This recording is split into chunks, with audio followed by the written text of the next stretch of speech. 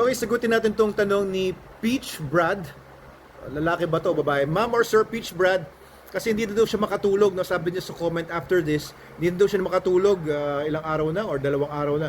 Pag po ba nakagat ng pusa na may rabies, pero nagpabakuna pagkatapos makagat, effective po ba yung anti-rabies? Alam niyo po, yung anti-rabies na binigay sa inyo, dapat 2 klase yan, ano? Yung anti-rabies vaccine at saka yung post-exposure injection, yung ERIG. Kailangan po nabigay sa inyo yon. And of course, yung anti-tetanus din. And usually naman, okay yon. Makakatulong sa inyo yan na magkaroon na kayo ng antibodies laban doon sa virus and malalabanan na mismo nung katawan ninyo, pati nung ERIG, yung virus na nakapasok sa inyo galing doon sa pusa. Now, ang tanong ko dito sa question ninyo, sino nagsabi na may rabies nga yung pusa? Ito bang pusa na ito ay nung namatay, tinaga ang ulo o dinala yung ulo or pati yung katawan sa RITM, yung facility dito sa may Alabang, para tignan kung meron nga ba talagang positive ba talaga for negri bodies yung utak. Doon makikita ko talagang positive yung pusa for rabies. Kung ganun nga po, talaga masasabi nyo na may rabies yung pusa. Kung talagang na confirm sa laboratorio.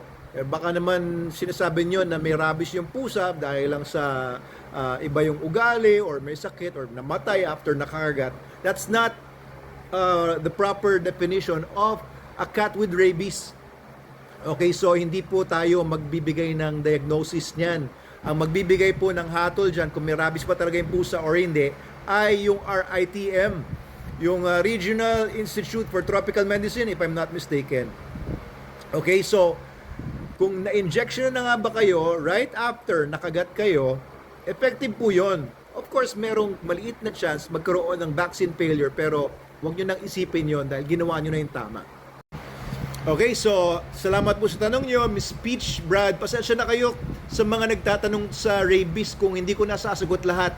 Actually po, kung kayo po ay tao o ang pinagtatanong nyo po ay rabies case sa tao, ang mas kailangan nyo pong tanungin dito ay doktor ng tao. Hindi po ako, veterinarian po ako.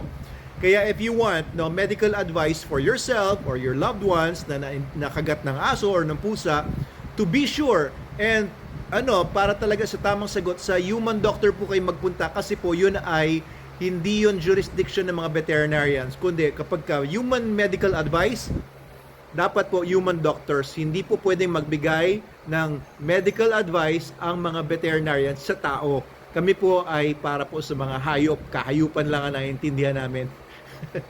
Okay, so thank you po. Good health to you, Ma'am or Sir Peach Brad.